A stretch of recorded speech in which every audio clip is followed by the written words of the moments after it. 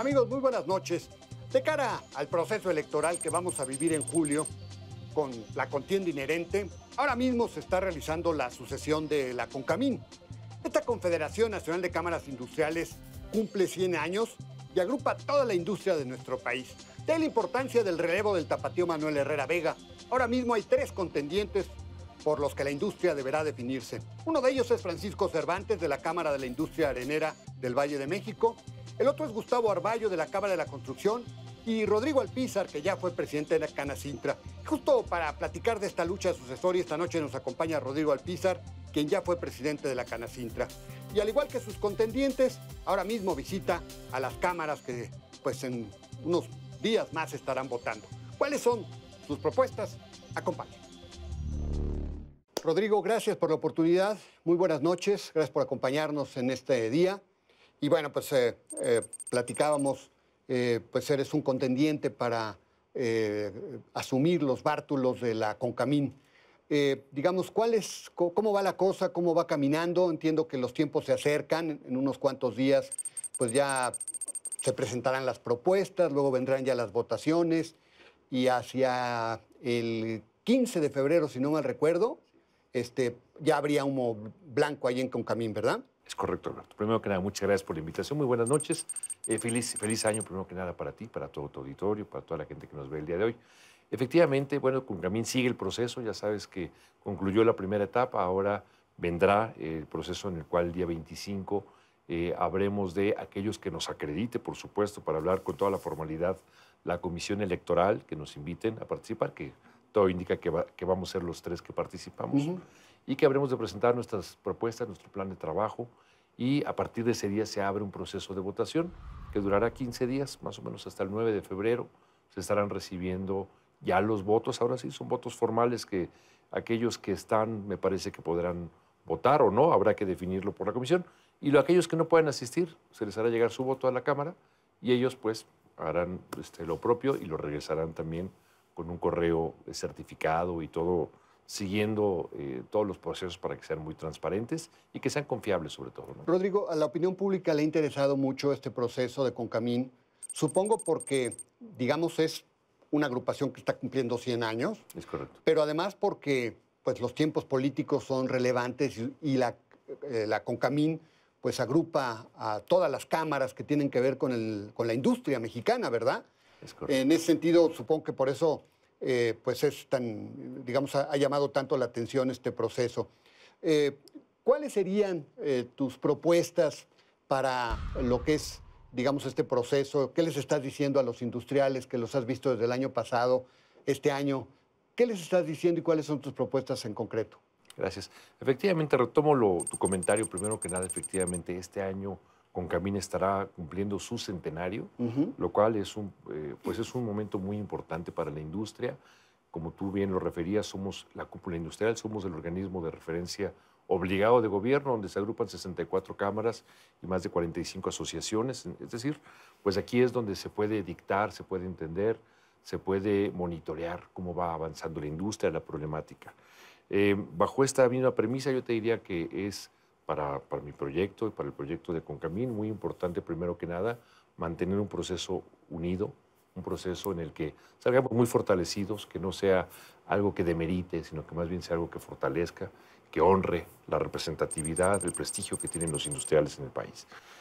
Decirte que a partir de que se resuelva esta votación y, por supuesto, en caso de que yo resulte ganador, estaré buscando consolidar un proyecto de política pública integral que me permita, a partir de un ejercicio de planeación estratégica que habré de hacer con todas las cámaras y las asociaciones, encontrar cuál es cada uno de los puntos neurálgicos de la agenda que más les duele, cuáles son los temas de políticas públicas, cuáles son los temas de modificaciones legislativas, cuáles son los grupos de trabajo en los cuales les interesa participar, cómo está conformado todo este gran talento que surge y emerge de las cámaras y que habrá de integrar también el gran equipo de CONCAMIN, un equipo integral, un equipo muy incluyente, donde además estaremos procurando mucho más la participación de nuestras amigas industriales, que hay desgraciadamente todavía poca participación dentro de la cúpula industrial. Y creo que es fundamental reposicionar la agenda industrial, porque estaremos de cara a un proceso electoral en el que el común denominador serán, sin lugar a dudas, las descalificaciones, las defensas, el ofrecimiento de recursos, ¿no? Sí, dádivas. Pero dádivas, pero creo que pocos están hablando de cómo le van a hacer para generar la riqueza que después ellos habrán de estimar repartir, ¿no? ¿Qué necesita la industria de cara a este proceso electoral? ¿Cuáles son las necesidades más importantes para nuestra industria?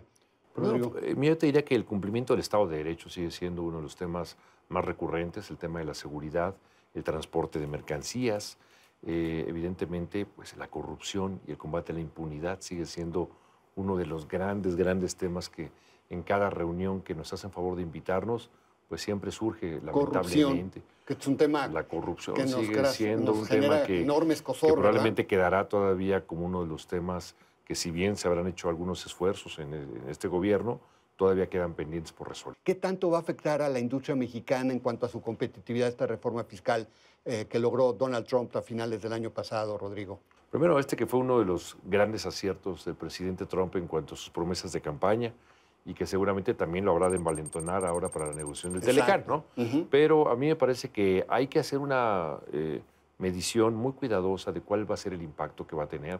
Si bien es cierto que redujo la tasa de interés del ISR corporativo, también... Al 20%, ¿no? Es correcto, pero también la base gravable la redujo. Entonces, si tú lo ves, es un movimiento, me parece que bien calculado del presidente Trump, para decir bajo, pero también quito muchas otras deducibilidades que en otro escenario las grandes corporaciones podrían hacer una planeación fiscal muy agresiva y pagar todos pocos impuestos. Entonces, creo que es algo que está medido.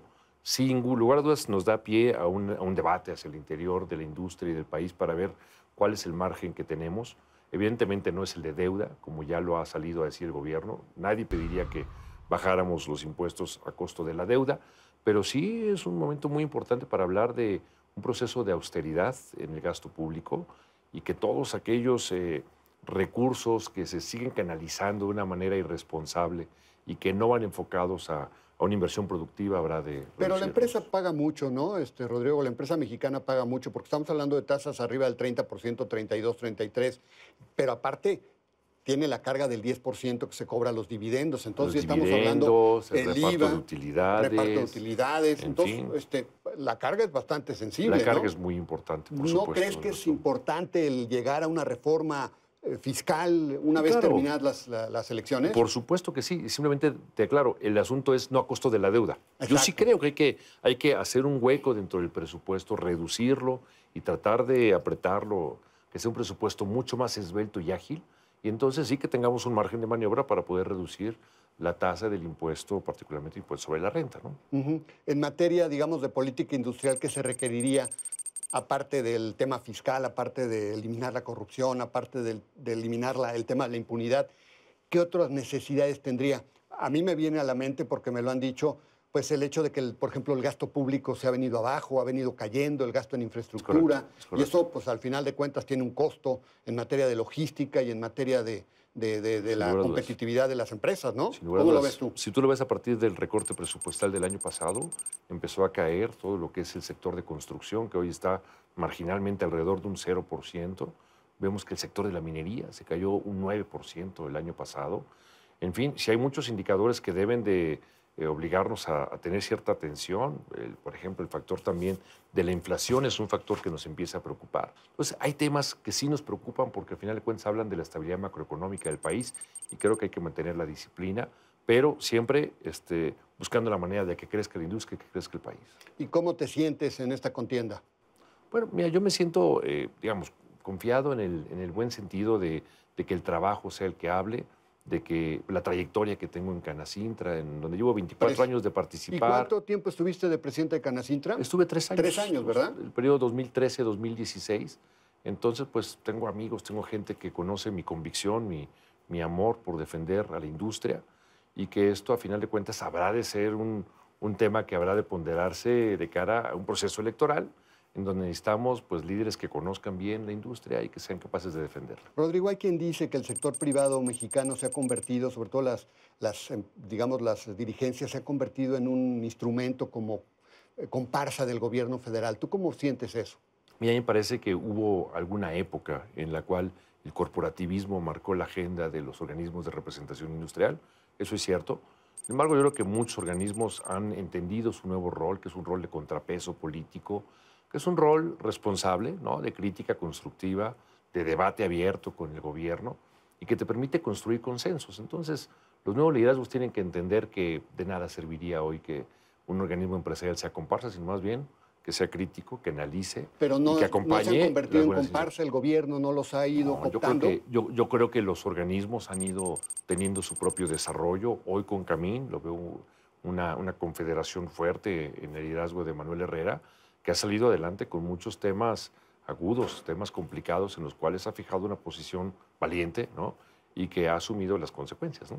Y en caso de que resultes tú el ganador de esta contienda, ¿cuándo asumiría el nuevo presidente de Concamín en sustitución de Manuel Herrera Vega? Mira, digamos, a reserva de que lo confirmen, porque son tiempos que se han ido platicando, estimando, se pensaría que alrededor de mediados de marzo pudiera darse la asamblea anual ordinaria en donde ya pudiera oficializarse o darse Hay quien cambio de habla de estafeta. 15 de marzo, por ahí, ¿no? Más o menos por ahí habrá de definirlo el comité electoral, el consejo directivo, el presidente, pero más o menos se ha hablado de que esa pudiera ser una fecha tentativa.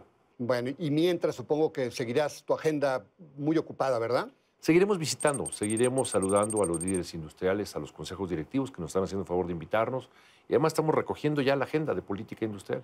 Estamos empezando a integrar un plan de trabajo en el camino porque además del 15 de marzo al 30 de marzo, que es cuando empiezan las campañas presidenciales, tenemos un margen de maniobra muy pequeño, así es de que hay que ir trabajando ya en el plan de trabajo. Para presentar a los candidatos. Para presentar la propuesta de política pública. De política de política industrial Concamín, integral. ¿verdad? Así es lo que estamos trabajando. Bueno, pues Rodrigo, muchas gracias por la oportunidad de platicar esta noche, ¿eh? Al contrario, muchas gracias como Te siempre, agradezco Alberto. mucho y mucha suerte. Un privilegio, Alberto. Bueno, pues él Gracias es a ti y a Rodrigo ustedes. Alpizar, él fue presidente de Canacintra y él es uno de los 3 contendientes para asumir la presidencia de Concamín. Muy buenas noches.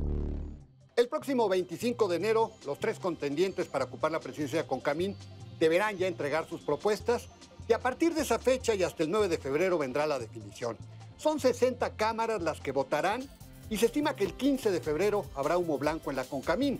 El nuevo timón de esa añeja e importante confederación va a asumir más o menos por ahí del 15 de marzo. Habrá que ver con quién se pronuncia la industria en el contexto de la nodal negociación del Tratado de Libre Comercio en Norteamérica. Lo invito a la próxima semana, aquí y a la misma hora, con más nombres y nombres. Hasta entonces.